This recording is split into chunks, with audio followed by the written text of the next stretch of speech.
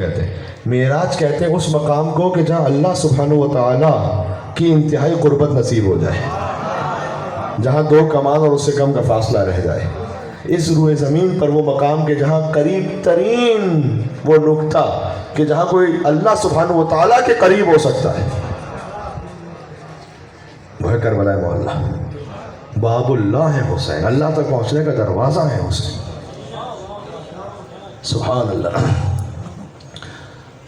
تو ابو الفضل عباس علیہ السلام کے حرم میں توفیق نصیب ہوئی تو وہ آخر میں کیا ہے، خود زیارت ہی میں ہے دعا، آپ زیارت پڑھیں، اس کے بعد 2 رکعت نماز پڑھیں، پھر دعا پڑھیں، اور اس کے بعد جب وداع ہونے لگے تو یہ کہیے ابو الفضل عباس علیہ السلام کی ذریعہ مطہر کو دیکھ کر، فرمایا یہ کہو کہ پروردگار میں چاہتا ہوں، میں تجھ سے دعا مانگ رہا ہوں کہ میں دنیا سے ایسے جاؤں کہ الایمان بک، کہ پروردگار تجھ پر ایمان ہو، والتصدیق برسولک، تیرے رسول کی تصدیق کروں، والولایت لعلی جن، اور عباس کے بابا علی جن ابی طالب کی ولایت پر جاؤں، والائمۃ من بعدہ، اور عباس علیہ السلام کے بابا کے بعد ان کے جو بعد کے ائمہ ہیں ان کی امامت پر یقین رکھتا ہوا جاؤں، والبراءۃ من عدو، اور ان کے اعداء سے براءت کے ساتھ اس دنیا سے جاؤں۔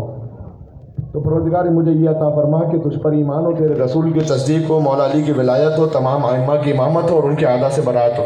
اس کے بعد فإنی قد رضیت یا رب بذلک، پروردگار اگر تو نے مجھے اتنا عطا کیا تو میں بس یہاں سے راضی ہو کے جا رہا ہوں، یعنی باقی کچھ اور نہ بھی ملا، اگر یہ مل گیا تو بس کافی تھا میرے لیے،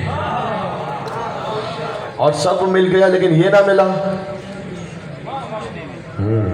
اس چیز کی اہمیت کو سمجھیے گا۔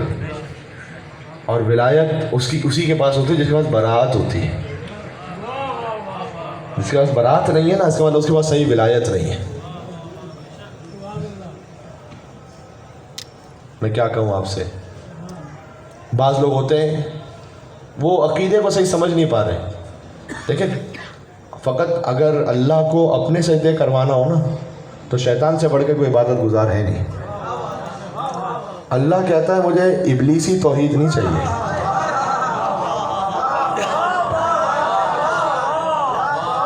بات سمجھ میں آ رہی ہے میں کیا کہہ رہا ہوں؟ اللہ کہہ رہا ہے مجھے ابلیسی توحید نہیں چاہیے، مجھے ولایت کی توحید چاہیے۔ اس خاطر ہے کہ جب بھی کسی سے کوئی درس بھی لے رہے ہیں نا، آتا درس قرآن، اب قرآن ہدایت ہی ہدایت ہے، لیکن سیکھیں اس سے کہ جس کے دل میں ولایت ہے۔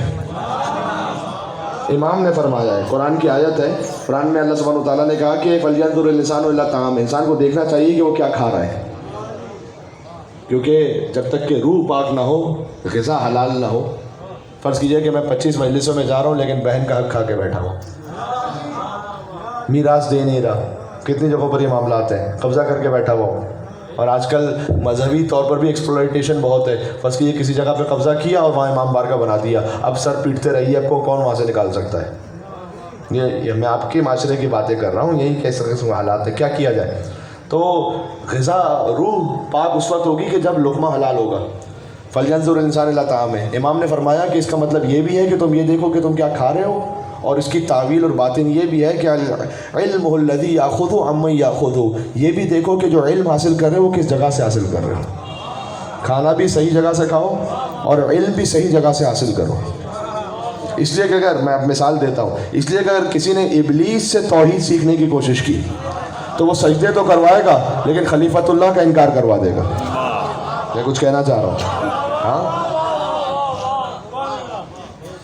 اس نے کہا پروردگار یہ ایک سجدہ نہیں میں نہیں کروں گا۔ آدم کو ڈیل کرنے کی کوشش کی تھی ابلیس نے، آج کل ڈیل کی بڑی باتیں ہوتی ہیں نا، ڈیل ہو گئی، یہ ہو گیا، وہ ہو گیا، سیاسی خبریں۔ تو پروردگار یہ ایک مجھے تو چھوڑ دے سجدہ، میں اتنے سجدے کروں گا کہ روئے زمین پر کسی نے نہیں کیے ہوں گے۔ اللہ نے کیا کہا ابلیس عبادت وہ نہیں ہے جو تو چاہے، عبادت وہ ہے کہ جو میں چاہوں۔ مجھے یہ سارے سجدے نہیں چاہیے، یہ چاہیے ایک سجدہ آدم کے سامنے چاہیے، خلیفۃ اللہ کے سامنے جھکو تب اللہ راضی ہے۔ بات سمجھ میں آ رہی ہے؟ سبحان اللہ جی۔ تو یہ ساری بات کہاں سے ہو رہی تھی کہ جس کے دل میں براءت ہے اعداء اہل بیت سے، در حقیقت اس کے دل میں ولایت ہے۔ چیک کرنا ہو نا کہ آپ کے دل میں ولایت کتنی ہے۔ تو یہ دیکھو کہ دشمنوں سے برات کتنی ہے. ضروری نہیں کہ ہر جگہ اس کا اظہار ہوگا. برات ہونا الگ بات ہے, اظہار ہونا الگ بات ہے. اس کا بھی خیال کرنا ہمیں کہ کہاں اظہار کرنا ہے اور کہاں نہیں کرنا اور کہاں کتنا اظہار کرنا ہے. لیکن یہ نہیں ہو سکتا, کیونکہ اب یہ ہونے لگا نا, ہمارے یہاں سے ہونے لگا کہ دشمنان اہل بیت کی بھی تعریفیں ہو جاتی ہیں کہ کچھ اچھی باتیں بھی تھیں ان میں. تو ابلیس میں بھی کچھ اچھی باتیں تھیں. ابلیس بھی سجدے بڑے کرتا تھا, تو آپ ذکر کریں گے نا, چونکہ وہ سجدہ جو آدم کے سامنے نہیں کیا تھا. تو آپ مجھے تعریفیں نہ سنائیے کہ فلاں ایسا تھا تو فلاں دشمن اہل بیت اس کے بھی اچھے اچھے کارنامے تھے. یہ بتاؤ بی بی زہرا سلام اللہ علیہ کے ساتھ کیا سلوک کیا تھا اس نے؟ بات سمجھ آ رہی ہے؟ یہ برات ولا کے ہاتھ پہ بیعت نماز کرتی ہے. مجھے انشاءاللہ دعا سے نوازیں گے آپ. میں یہ مصرے کہہ کے مصائب پہ جا رہا ہوں. ولا کے ہاتھ پہ بیعت نماز کرتی ہے, اور علی ولی کی یہ مدحت نماز کرتی ہے. اور بغیر حب علی کے جو پڑھ رہا ہے نماز, بغیر حب علی کے جو پڑھ رہا ہے نماز, وہ اسی کی شکل پہ لعنت نماز کرتی ہے.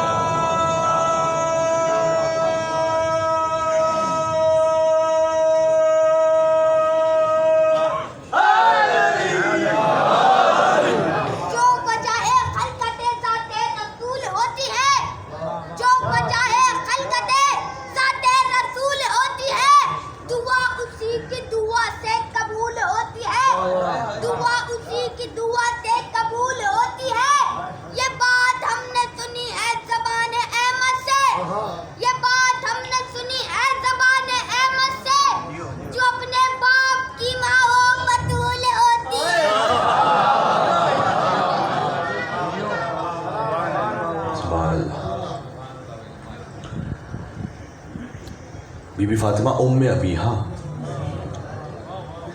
حضور جب بیٹی کے پاس جاتے تھے انہیں ماں جیسی تسکین محسوس ہوتی تھی. سبحان اللہ.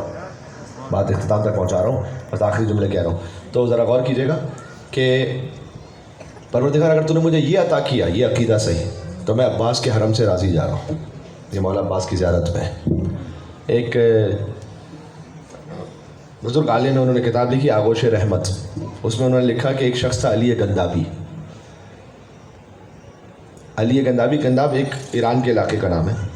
اس جگہ کا رہنے والا, تھوڑا سا کردار کے معاملے میں ٹھیک نہیں تھا, لوگ اس سے کچھ پریشان بھی رہتے تھے. ایک عالم دین تھے, محرم الحرام کا مہینہ تھا, کہیں سے مجالس پڑھ کے واپس آ رہے تھے. تو اس زمانے میں جو شہر کی دیواریں ہوتی تھی اور دروازے ہوتے تھے, تو یہ وہاں بیٹھا ہوا تھا اور وہ آئے. تو اس نے امامے کو دیکھ کر انہیں پریشان کرنا شروع کیا. اس علی گندابی نے راستہ روکے, اچھا کہاں سے آ رہے ہو, کہاں جانا ہے. تو تھوڑا سا وہ عالم پریشان ہوئے, اریٹیٹ ہوئے. تو عالم جب گزرنے لگے, اس نے کہا نہیں میں تو نہیں جانے دوں گا جب تک کہ تم مجلس نہیں پڑھو میرے سامنے. اچھا انہوں نے کہا کہ اب مجلس کے لیے ایک ماحول چاہیے, کوئی مجمع ہو, کوئی ممبر ہو. اس نے کہا اچھا یہ بتلاؤ کہ کہاں مجلس پڑھ کر آ رہے ہو اور وہاں کون سے مصائب پڑھے تھے. اس نے کہا کہ میں آ رہا ہوں ایک جگہ سے, نام لیا, مجلس پڑھ کر, اور ابوالفضل عباس علیہ السلام کے مصائب پڑھے. مولا عباس کا نام سنا تو اس کا دل منقلب ہو گیا. اس نے کہا کہ اچھا ممبر کی ضرورت ہے نا, تو میں جھک جاتا ہوں, میرے اوپر بیٹھ جاؤ ممبر بنا کر, اور مولا عباس کا ذکر کرو, تب جانے دوں گا. تو کہتے ہیں وہ کیفیت ایسی تھی کہ میں اس وقت گویا ایک مجبوری کے عالم میں تھا, میں نے اس وقت مولا عباس کا ذکر کرنا شروع کیا.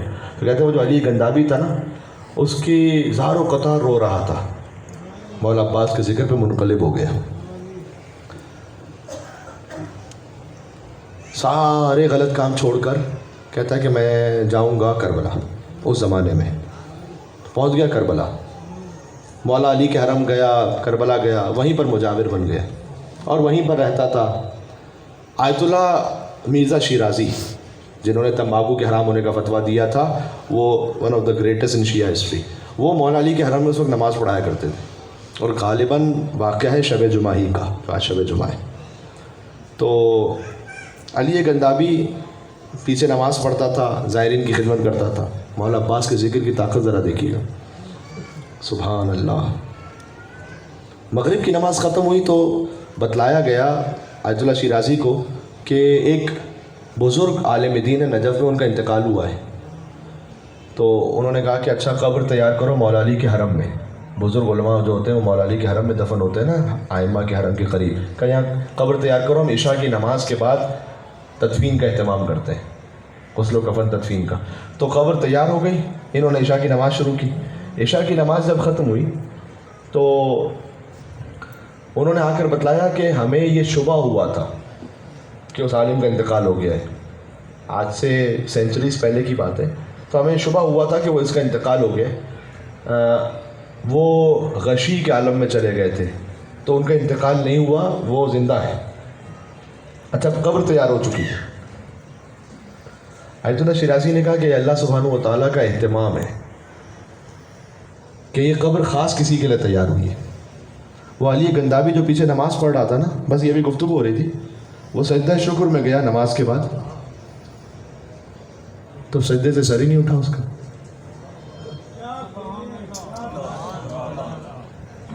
کچھ دیر بعد لوگوں نے ہلایا تو ایک طرف ڈھل گیا وہ۔ آیت اللہ شیرازی نے کہا کہ یہ اللہ سبحانہ و تعالیٰ نے اس کے لیے اہتمام کیا ہے کہ اس کی قبر علی کے حرم میں بنے گی۔ بس تصدق ذکر ہے ابوالفضل عباس علیہ السلام۔ انہوں نے کہا کہ ویسے اگر اس کا انتقال ہوتا تو کوئی سوچ بھی نہیں سکتا تھا کہ اسے مولا علی کے حرم میں دفن کرو، لیکن وہ اس عالم کے ذریعے سے اس کی قبر بنوائی گئی، پھر پتہ چلا کہ وہ عالم زندہ ہے، اب یہ دفن ہوگا اس قبر میں۔ دیکھو ذکر ابوالفضل عباس میں طاقت ہے، میں لیکن اگر بچپن سے ذکر سن رہا ہوں اور مجھ میں تبدیلی نہیں آئی تو مجھے اپنے آپ سے پوچھنا پڑے گا کہ کہاں کمی رہ گئی تھی۔ بات واضح ہو رہی ہے؟ عباس علیہ السلام، بس عزیز و زحمتی میں نے بات ختم کر رہا ہوں، شب جمعہ تھی لہٰذا کچھ گفتگو ہو گئی آپ کی خدمت میں۔ سبحان اللہ۔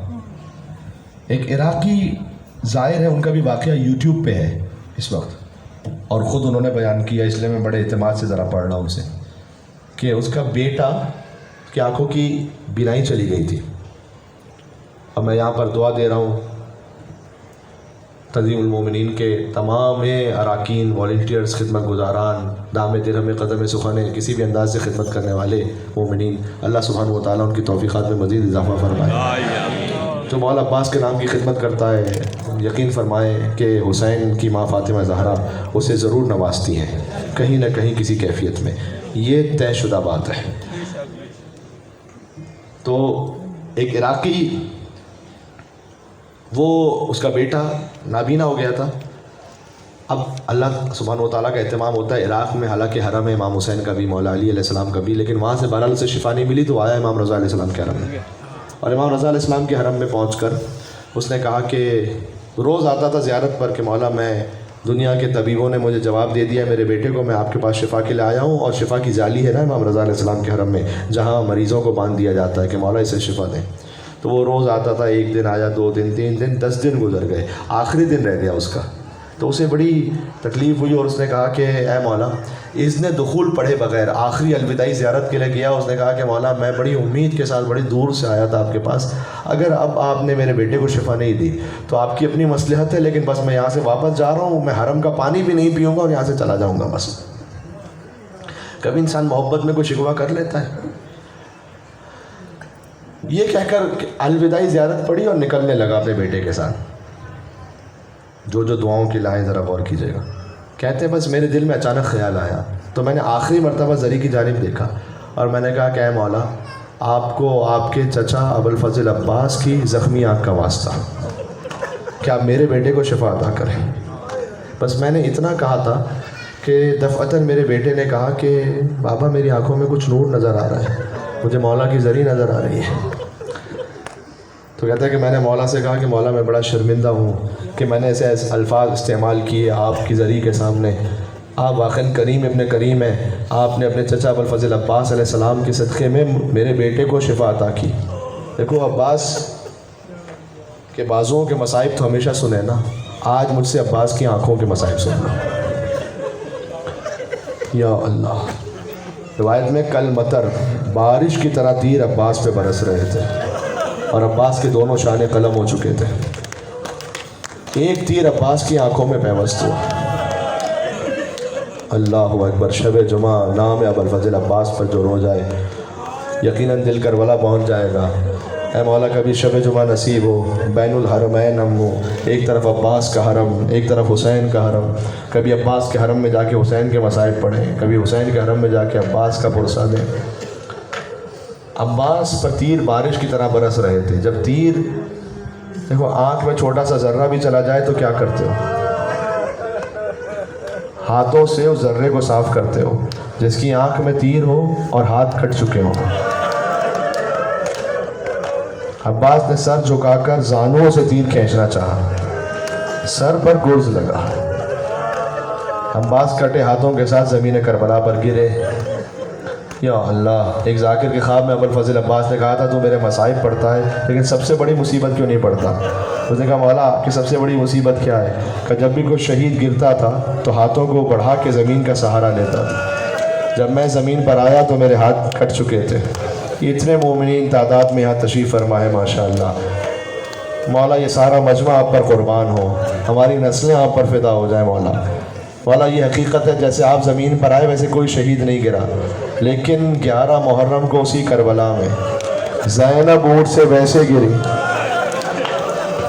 جیسے عباس گھوڑے سے گرے. آپ قدیمی مومن ہیں، صدائیں بلند ہو گئیں، آنکھوں میں آنسو ہیں. مجھ سے کوئی چھوٹا بچہ یہ پوچھے کہ ذاکر یہ کیا بات کہہ دی آپ نے؟ عباس کے تو بازو کٹ گئے تھے، بی بی کے تو بازو سلامت تھے. میں اپنا جواب نہیں دوں گا، میں زیارت ناحیہ میں امام زمانہ عجل اللہ تعالیٰ فرجہ شریف کا جملہ پڑھوں گا. سلام ان بیویوں پر کہ جن کے ہاتھ گردن سے بندھے ہوئے تھے. زینب اونٹ سے ویسے گری جیسے عباس گھوڑے سے گرے. دو جملے مجھے کہنے ہیں. مولا غازی کا تابوت بھی برآمد ہوگا. وہ لاشا جو اٹھایا نہیں جا سکا تھا نا فرات پر، دیکھو 2 لاشیں ایسے تھے جو نہیں اٹھائے جا سکے. ایک عباس کا لاشا، ایک حسین کا لاشا. عباس کا لاشا اس لیے کہ وصیت کی تھی کہ مولا میرا لاشا نہیں لے جائیے گا خیموں میں، بچے امید سے ہوں گے بہت. دوسرا حسین کا لاشا اس لیے کہ کوئی لانے والا ہی نہیں بچا تھا حسین کا لاشا، تو کیسے اٹھایا جاتا حسین کا لاشا. 2 جملے مجھ سے سن لو. یا اللہ. جب ہوئے بازو عباس قلم دریا پر، گر کے ٹھنڈا ہوا حضرت کا علم دریا پر، غر کے خوں ہو گیا وہ بحر کرم دریا پر، گل تھا زخمی ہوا سقائے حرم دریا پر. ایک عجب کیفیت تھی عزیزوں. جب عباس زمین کربلا پر گرے، مولا میرا آخری سلام قبول فرمائیے گا. حسین پہنچے عباس تک. دیکھو عباس اور حسین میں 25 سال سے زیادہ کا فرق ہے. گویا حسین نے باپ بن کر پالا ہے نا ابوالفضل عباس کو، تو اللہ جانے دل میں کیا کچھ نہ سوچا ہوگا حسین نے. عباس ایک دن تمہاری ولادت ہوئی تھی تو ہم نے تمہیں گود میں لیا تھا، تم نے ہماری گود میں رہ کے آنکھیں کھولی تھی. اس دنیا میں آنے کے بعد جو پہلی زیارت کی وہ ہمارا چہرہ تھا. عباس جب تم بچپن میں تھے تو میری انگلی تھام کر چلا کرتے تھے، جب جوان ہوئے تو بوڑھے بھائی کا سہارا بن گئے، اب تم چھوڑ کے جا رہے ہو عباس. حسین نے یہ سب کچھ ایک جملے میں کہا. ماتم کرنا اگر جملہ پہنچ سکے تو یہ سب کچھ ایک مرثیے میں کہا کہ عباس کمر ٹوٹ گئی. عباس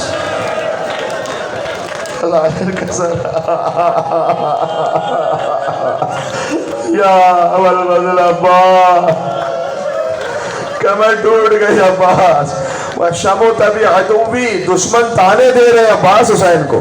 کہا گیا وہ عباس کا مولا.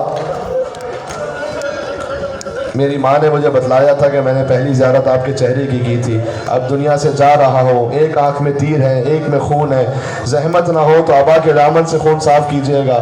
اور مولا یہ زحمت بھی نہ دیتا آپ کو اگر میرے ہاتھ سلامت ہوتے. حسین نے عباس کی آنکھوں سے خون صاف کیا. عباس نے حسین کو آخری مرتبہ دیکھا. کہا الوداع مولا، اب روح نکل رہی ہے. آخری سانس لی اور دار فنا چھوڑ دیا. بھائی نے بھائی کی آغوش میں دم توڑ دیا. رک جانا ابھی ایک جملے میں. حسین نے عباس کا علم لیا، واپس چلنا شروع ہوئے. دیکھو یا اللہ، جب جو جا چکے ہیں کربلا، میں ممبر سے دعا دے رہا ہوں شب جمعہ بار بار انشاءاللہ جاتے رہیں وہاں پر. آپ جہاں عباس کا حرم ہے نا، جہاں عباس کا لاشا تھا، اور وہاں سے خیمگاہ دور ہے کافی. تو چھوٹے بچوں کو نظر نہ آیا کہ وہاں فرات پر کیا ہو گیا, تو وہ فقط علم کو دیکھ رہے تھے. حسین نے اب علم لیا اور چلنا شروع ہوئے. تو چھوٹے چھوٹے بچے جمع ہوئے کہ دیکھو علم آ رہا ہے, جب چچا آ جائے تو پہلے اصغر کو پانی پلانا. چھوٹے چھوٹے بچے کوزے لے کر, خالی کوزے لے کر کھڑے ہوئے تھے. سکینہ نے دیکھا علم آ گیا, علمدار, اے اہل حرم میر و علمدار نیامت, سقائے حسین سید و سالار نیامت. مقتل سے پڑھوں جملہ, کچھ کیفیتیں ہوتی سمجھنے والی. جب حسین علم لے کر پہنچے, مقتل میں کیا ہے, کسی بچے میں یہ جرأت بھی نہیں ہوتی تھی کہ پوچھے کہ چچا کیوں نہیں آئے. آپس میں کہتے تھے شاید چچا فرات پر لڑ رہے ہوں, شاید ابھی پانی لے کر. کوئی سوچ نہیں سکتا تھا کہ عباس مارے گئے. اب حسین کیسے بتلائیں, تو حسین آئے عباس کے خیمے میں, اور خیمے میں جو ستون تھا نا, اس ستون کو گرا دیا حسین نے. تو جو خیمہ تھا وہ نیچے گر گیا. حسین علم لے کر بیٹھ گئے وہاں. کہا بچوں یہ صاحب خیمہ نہیں رہا. بی بی زینب نے باقی بیویوں کو بلایا, کہ بیویوں چادر چھننے کا وقت قریب آ گیا, بازوں میں رسیاں بندھنے کا, بازوں میں رسیاں بندھنے کا وقت قریب آ گیا. بس عزیزو, عباس کی ماں کو بڑا ناز تھا, ام البنین, باب الحوائج جیسے عباس ہے, عباس کی ماں بھی باب الحوائج ہے. مدینہ میں عباس کی قبر کا نشان بناتی تھی جنت البقیع میں, اور نشان کے سامنے بیٹھ کر کہتی تھی عباس لوگ مجھے بتاتے ہیں تیرے بازو قلم کیے گئے. عباس مجھے یقین نہیں آتا کس میں جرأت تھی تیرے ہاتھ قلم کر سکے, لیکن ہاں عباس, ماتم کرنا, آخری جملہ کہہ رہا ہوں, ہاں عباس جب میں یہ سنتی ہوں کہ سکینہ کو تماچے مارے گئے عباس, جب سنتی ہوں کہ زینب کی چادر چھین لی گئی عباس, تو یقین آ جاتا ہے کہ تو زندہ ہوتا تو کسی میں جرأت نہ ہوتی کہ سکینہ کو تماچے مارتا, کسی میں جرأت نہ ہوتی کہ زینب کے تابوت ابوالفضل عباس آ رہا ہے, اپنے مقام سے کھڑے ہو جانا, وہ لاشا جو حسین نہ اٹھا سکے. یا ابا, یا سیدی, یا عباس, یا ابوالفضل عباس.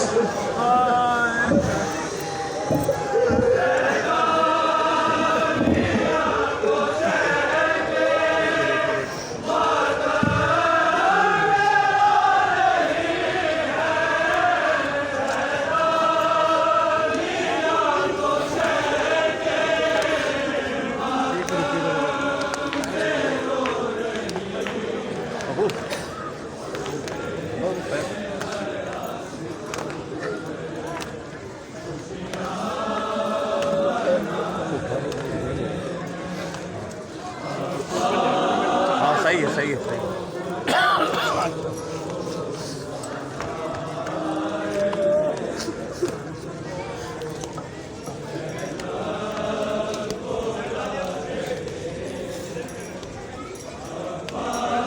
صحیح, اطمینان سے بناؤ.